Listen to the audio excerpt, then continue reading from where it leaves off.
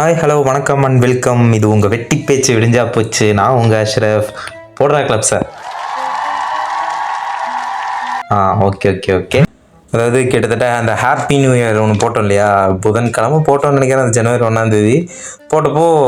போட்டப்போலாம் நல்லா தான் இருந்துச்சு. அதுக்கப்புறம் அடுத்த ரெக்கார்டிங் ஸ்டார்ட் பண்ணலாம் அப்படின்ட்டு எல்லாம் எழுதிட்டேன். எழுதி மீன்ஸ் அந்த ஒரு சில பல கதைகள் நம்ம லைஃப்பில் நடந்தெல்லாம் இருக்கு இல்லையா, அதெல்லாம் எடுத்து பண்ணதுக்கப்புறமா அடுத்த நாள் ஒரு பாம்பு வந்துருச்சு. என்னென்னா தொண்டை சரியில்லாமல் போய் குரல் வந்து கொலாறுபடி ஆயிடுச்சு.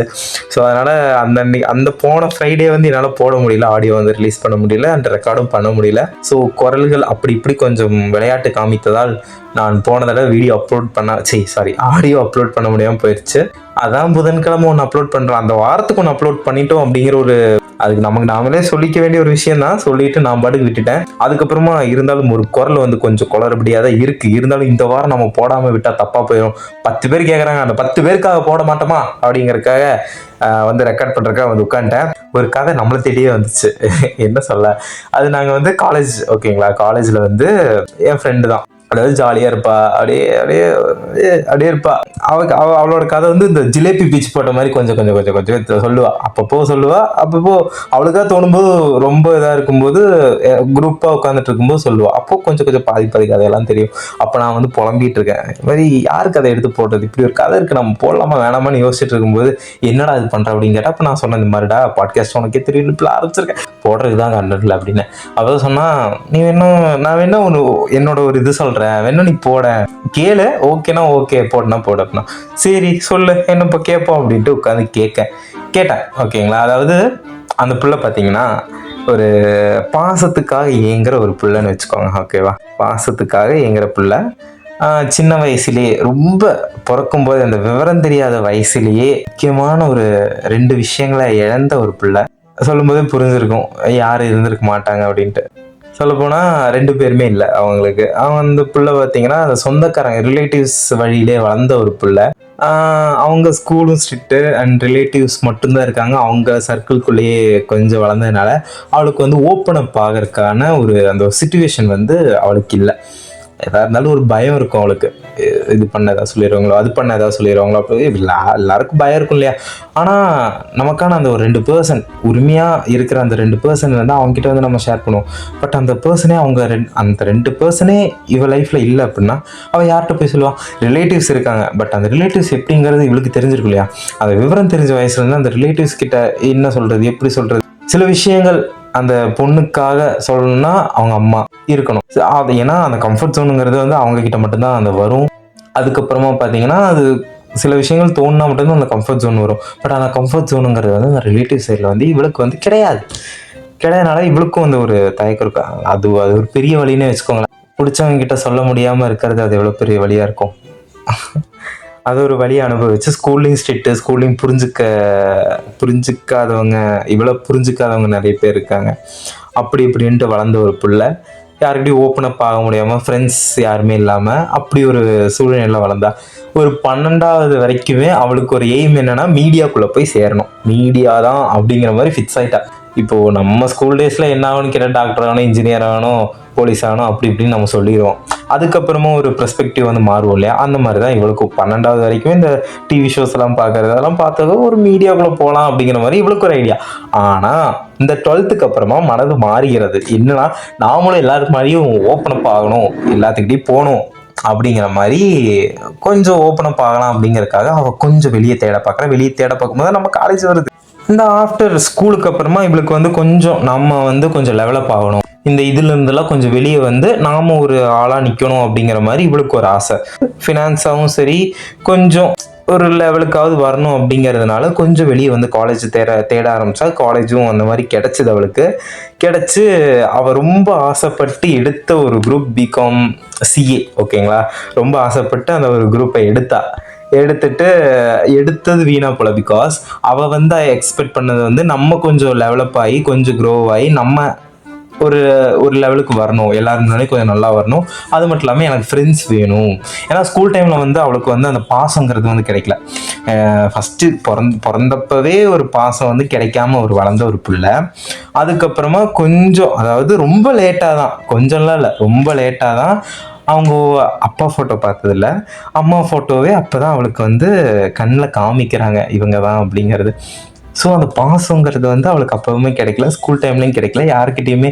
ஏன்னா இவளை புரிஞ்சுக்கிறதுக்கு யாரும் இல்லை, ஃப்ரெண்ட்ஸாகவும் யாரும் இல்லை. இவ இப்படி தான் அப்படின்ட்டு மட்டம் தட்டுறதுக்கு தான் ஆளுங்களும் இருக்காங்க. அந்த ஒரு வழி இருக்கும் இல்லையா, அது யாருக்கா இருந்தாலுமே இருக்கும். அது புரிஞ்சுக்க முடியும்னு நினைக்கிறேன். அதுக்கப்புறமா இவ ஆசைப்பட்ட மாதிரி அந்த இந்த காலேஜ் வந்து அவளை கைவிடல. அவளுக்கு வந்து ஃப்ரெண்ட்ஸ் கேங் வந்து கொஞ்சம் நல்லாவே அமைஞ்சுது. ஏன்னா சில பேர், அதாவது இப்போ ஒரு குரூப்பாக பழகுவோம், அந்த குரூப்பில் புரிஞ்சுக்கிறவங்க யாருன்னா ஒரு 4 பேர் 6 பேர் அந்த மாதிரி தான் இருப்பாங்க. அந்த மாதிரி இவளுக்காக ஒரு 6 பேர் புரிஞ்சுக்கிறவங்க, 6 பேர் 10 பேர் பக்கம். ஏன்னா இவ எவ்வளோதான் சண்டை போட்டு போனாலும் இவ இப்படி தான், அப்புறம் சரியாயிருவா அப்படின்ட்டு இவங்களே புரிஞ்சுக்கிற அந்த ஒரு புரிதல் இருக்கு இல்லையா, அது எல்லா ஃப்ரெண்ட்ஷிப்லேயுமே வேணும். அது இவளுக்கும் ஒன்று கிடச்சிருக்கு. ஸோ அதில் வந்து இவ வந்து அப்படியே ஹாப்பி. அவரும் ஃபஸ்ட் இயர் வரா, அது அப்படியே சின்ன சின்ன க்ரஷ் எல்லாம் எல்லாருக்கு மேலேயும் வரும் இல்லையா. அதுக்கப்புறமா தான் அந்த ஃபஸ்ட் ஸ்டேஜில் எல்லாத்துக்கும் அப்படி இருக்கும். அப்புறம் செகண்ட் ஸ்டேஜில் வந்து இதுதான் அப்படிங்கிறது புரிய வரும். தேர்ட் ஸ்டேஜில் லைஃப்பை பார்க்க ஆரம்பிச்சிடும். அந்த மாதிரி இவளுக்கு ஃபஸ்ட் ஸ்டேஜில் ஒரு சின்ன க்ரஷ்லாம் வந்து போய் அப்படி ஃபஸ்ட் இயரில் எல்லாம் இது பண்ணுறது தானே. ஸோ அப்படி வந்துட்டு போயிருக்கு. அதுக்கப்புறமா அப்படியே சில நாட்கள் போகுது, சில வருஷங்களே போகுது. இப்போது அவள் ஃபைனல் இயர் வந்துட்டா. வந்ததுக்கப்புறமா இப்போ வேலை தேடணும்னா அதான் ரிலேட்டிவ்ஸ் வந்து என்னதான் அப்பா அம்மா மாதிரி யாருமே வரமாட்டாங்க. ரிலேட்டிவ்ஸ்ன்னு இருந்தாலுமே அப்பா அம்மா மாதிரி யாருமே வரமாட்டாங்க இல்லையா. ஸோ அவளுக்கான அந்த ஒரு சரௌண்டிங், அவளுக்கான அந்த ஒரு ஃப்ரீடம், இண்டிபெண்ட்டாக இருக்கணும் அப்படிங்கிறது கிடைக்கல. ஏன்னா அவங்க ரிலேட்டிவ்ஸ் வந்து ஒத்துக்கல, பிளேஸ்மெண்ட் போகணுன்னா வேணாம், நீ வந்து இங்கேயே பாரு அப்படிங்கிற மாதிரி அவளுக்கு ஒரு தடைகளாகவும் அவளுக்கு ஒரு சின்ன சிக்கலாகவும் அப்படி இருந்துட்டு தான். பட் நம்ம பிள்ளை அப்படியெல்லாம் இல்லை. நம்ம பிள்ளை சரி ஓகே டன், அவள் வந்து ஏற்றுக்கிட்டா. ஏன்னா ஏற்றுக்கிற மனப்பான்மை வந்துருச்சு.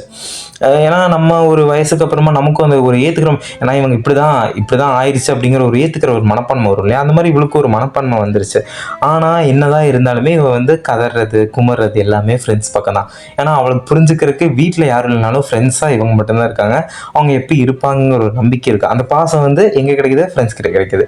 ஸோ இவளுக்கு வந்து ஒரு டீச்சர் வந்து ஒரு இன்ஸ்பிரேஷன். அந்த காலேஜில் அந்த ஒரு டீச்சர் வந்து இன்ஸ்பிரேஷன்.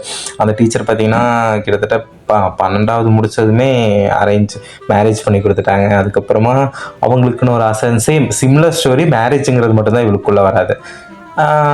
அதை பண்ணி கொடுத்துட்டாங்க. அதுக்கப்புறம் இவங்களாவே படித்து மேலே வந்து இவளுக்கு ஒரு மோட்டிவேஷன், அதாவது தேர்ட் இயரில் வந்த ஒரு மேமு இவளுக்கு மோட்டிவேட் பண்ணிட்டு போயிட்டு இருந்ததுனால அது இண்டிபெண்ட்டாக இந்த டீச்சர் வந்து வாழ்ந்துட்டு இருக்காங்க. இப்போது என்னதான் கல்யாணம் ஆனாலும் நான் வந்து இதுதான் என் வேலை அப்படின்ட்டு அவங்க புரிஞ்சுக்கிட்ட அந்த ஒரு வாழ்க்கை இருக்குது தெரியுமா. அந்த வாழ்க்கையை வந்து இவ புரிஞ்சுட்டா. ஓகே, இப்படிலாம் சாதிச்சுட்டு வந்திருக்காங்களே, நமக்கு இன்னுமே டைம் இருக்கே அப்படின்ட்டு இவளுக்கு ஒரு மோட்டிவேஷன் வந்து இப்போ ஒரு சில விஷயங்கள் அவளாக இன்வால்வ் பண்ணிட்டு அவளாக பண்ணிகிட்டு இருக்கா. அவளுக்கு இருக்கிறதுனா ஒரு ஆசைனா ஜாலியாக இருக்கணும், ஊரை சுற்றணும், எனக்காக ஒருத்தங்க இருக்கணும், எனக்காக ஒருத்தங்க இருக்கணும், என்னை புரிஞ்சுக்கிற இந்த ஃப்ரெண்ட்ஸ் எல்லாருமே எப்பயுமே இப்படி இருக்கணும். ஆனால் சொசைட்டின்னு ஒன்று இருக்கு இல்லையா. இப்போது அவளுக்கு என்ன ஒரு பயம்னா, இப்போது நிறைய விஷயங்களை எக்ஸ்ப்ளோர் பண்ணணும்னு ஒரு விஷயம் இருக்குது. ஆனால் இவளுக்கு என்னென்னா ஒரு பயம், சொசைட்டி நம்மளை எப்படி பார்க்கும், என்ன பண்ணும், அதுக்கேற்ற மாதிரி சொசைட்டி இருக்குமா. அது மட்டும் இல்லாமல் இப்போ இருக்கிற ஜென்ரேஷனில் இருக்கிற நிறைய விஷயங்கள் நம்ம கண்பட பார்க்குறோம், நிறைய விஷயங்கள் நியூஸில் கேட்குறோம். அதெல்லாம் பார்த்து இவளுக்கு ஒரு இப்போ நான் சொன்னேன், அம்மா இங்கே பாரு, சொசைட்டி நினைக்கிற மாதிரி நம்ம வாழணுங்கிற எந்த அவசியமும் இல்லை. பட் அதை அப்படி அமைச்சிருக்காங்க அப்படின்னா நாம் அதுக்கு பொருத்தப்பட்டு போகணுங்கிறதும் அவசியம் இல்லை. ஏன் அதை நம்ம மாற்றக்கூடாது அப்படின்னு சொன்னேன். அவ்வளோ யோசிச்சா. பட் இருந்தாலுமே அவளுக்கு அந்த ஒரு பயம் இருந்துக்கிட்டே தான் இருக்குது. பட் அதை மாறிடுவா, மாற்றிப்பாங்கிறதையும் நான் சொல்லிட்டேன். எனக்கு தெரியும்டா நீ மாற்றிப்ப, அவள் அப்படிப்பட்ட ஆளும் இல்லை, அவள் மாறிடுவா அப்படின்னது அவள் சிரிச்சா. ஓகே, ஏன்னா நம்ம ஒருத்தங்க நம்மக்கிட்ட அந்த ஒரு விஷயம் சொல்லும்போது அவங்க நம்மக்கிட்ட எதுவுமே எதிர்பார்க்க மாட்டாங்க. அவங்களுக்கு வந்து ஒரு விஷயத்த வந்து நம்ம எப்படியோ சொல்லிடணும். அந்த இடத்துல நம்ம கேட்கறதுக்கான ஒரு லிசனர் ஒருத்தவங்க வேணும்னு நினைப்பாங்க இல்லையா. அந்த மாதிரி நான் நினச்சிக்கிட்டேன். ஓகேங்களா, அவள் சொல்கிறா, நான் கேட்குறேன், இந்த இடத்துல இதுதான் சொல்லணும் அப்படிங்கிறதுனால நான் சொல்லிட்டேன், இப்படி தான் இருக்குது, நாம ஏன் மாறணும், புரியுதுங்களா. ஸோ அதுக்கேற்ற மாதிரி நம்ம மாற்றிக்க தேவையில்லை, நாம் மாற்றிடலாம் அப்படிங்கிற மாதிரி சொன்னதும் ஓகே, யோசிச்சிருப்பா போல், யோசிச்சா நல்லது தான். அதுக்கப்புறமா ரிலேட்டிவ்ஸை தாண்டி ரிலேட்டிவ்ஸில் ஒரு 2 பேராவது அவளுக்கு ஏற்ற மாதிரி இருப்பாங்க இல்லையா.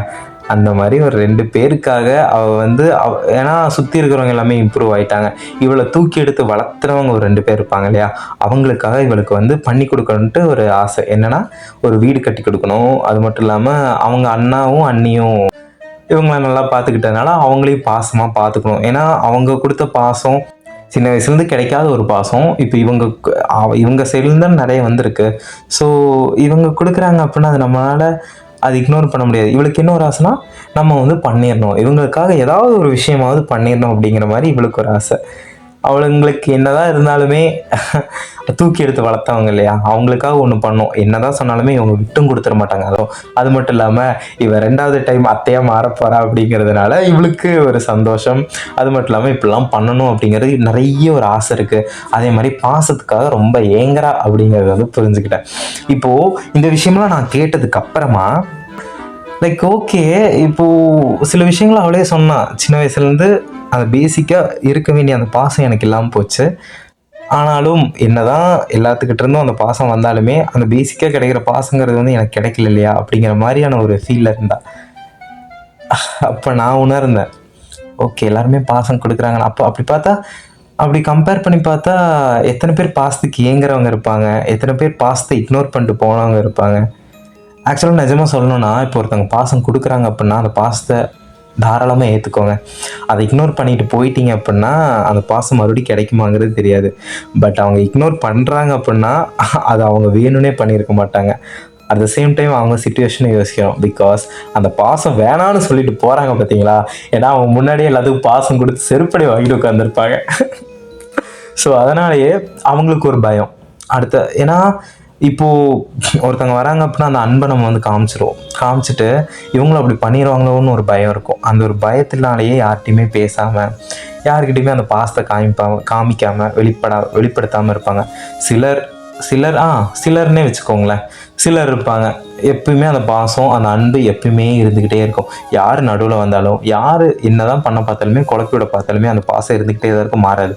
ஆனால் பலர் நான் பார்த்த வரைக்குமே பலர் பார்த்தீங்கன்னா அந்த பாசம் வந்து மாறிடும். யாராவது இடையில ஒன்று சொல்லியிருப்பாங்க அப்படிங்கிறனால அந்த பாசம் மாறிடும்.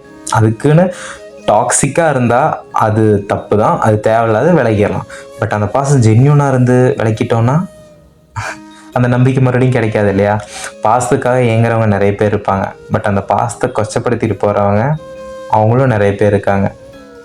அது அவங்களுக்கு தெரிஞ்சவங்களுக்கு மட்டும்தான் தெரியும். சிச்சுவேஷனாலையும் அந்த பாசம் வேணான்னு ஒதுங்கி இருக்கிறவங்களும் இருக்காங்க. சிச்சுவேஷன் கிடைக்காம பாசத்துக்காக ஏங்குற நிறைய பேரும் இருக்காங்க. ஸோ பாசம் வருது அப்படின்னா அதை இக்னோர் பண்ணாமல் ஏற்றுக்க விரும்பிக்கோங்க. அதுக்கப்புறம் ஒரு நாள் நீங்கள் அந்த பாசத்தை தேடும்போது அந்த பாசம் அங்கே இல்லாமல் இருக்கலாம், நீங்கள் தேடும்போது கிடைக்காம போயிடலாம். எது வந்தாலும் ஏற்றுக்கோங்க, யாரையும் கைவிட்டுற வேணாம். அதுக்குன்னு மொத்தமாக ஒதுங்கி இருக்கோன்னு சொல்ல, பேசுங்க. எது பேசினா நல்லது, யார்கிட்ட பேசினா நல்லது, யார்கிட்ட பேசினா கெட்டதுங்கிறத நம்மளாலே புரிஞ்சுக்க முடியும். ஸோ மொத்தமாக இக்னோர் பண்ணலனாலும் பேசுங்க. அது தப்பான பர்சனாக இருந்தால் இக்னோர் இட். மேபி புரிஞ்சுப்பாங்கன்னு இல்லை, கண்டிப்பாக புரிஞ்சுப்பாங்க அப்படின்னா தாராளமாக பேசுங்க. ஏன்னா சிச்சுவேஷன் புரிஞ்சுக்கிறவங்க மட்டும்தான் உங்களை புரிஞ்சுப்பாங்க. உங்களை புரிஞ்சுக்காம டாக்ஸிக்காக இருக்கிறவங்க கண்டிப்பாக புரிஞ்சுக்க மாட்டாங்க. அந்த பாசத்தை அவங்ககிட்ட காமிச்சாலுமே அது வேஸ்ட்டாக தான் இருக்கும். அந்த பாசத்துக்காக ஏங்குறவங்க கிட்ட அந்த பாசத்தை காமிங்க, எல்லாம் புரிய வைங்க. ஆனால் கடைசி வரைக்கும் ஏமாத்திடாதீங்க. அது மட்டும் மனசில் வச்சுக்கிட்டு இந்த எபிசோடை நான் இதிலேயே முடிக்கிறேன், இதுக்கு மேலே நான் போட்டு கருத்தூசி போட விரும்பலை. ஸோ இது இல்லை நம்ம கடைசியாக சொல்லி முடிக்கணும்ல. ஃப்ரெண்டாக இருந்தால் ஃப்ரெண்டாக இருங்க, க்ளோஸாக இருந்தால் அளவாக இருங்க. அதுதான் உங்களுக்கும் நல்லது, நமக்கும் நல்லது, எல்லோருக்கும் நல்லது. தெரிஞ்சுக்கோங்க, புரிஞ்சுக்கோங்க. ஓகேங்களா? இது உங்கள் வெட்டி பேச்சு விடிஞ்சா போச்சு. நான் உங்கள் அஷ்ரஃப் இந்த எபிசோட் வந்து விளைவிக்கிறேன். அடுத்த வெள்ளிக்கிழமை சந்திப்போம். வெள்ளிக்கிழமை மீன்ஸ் அடுத்த வாரம் சந்திப்போம். ஏன்னா அடுத்து எப்பன்னு தெரியல. ஸோ அடுத்த வெள்ளிக்கிழமை சந்திப்போம், அடுத்த வாரம் சந்திப்போம். அதுவரை உங்களிடமிருந்து விடைபெறுவது நான் உங்கள் அஷ்ரஃப். Tata, bye bye.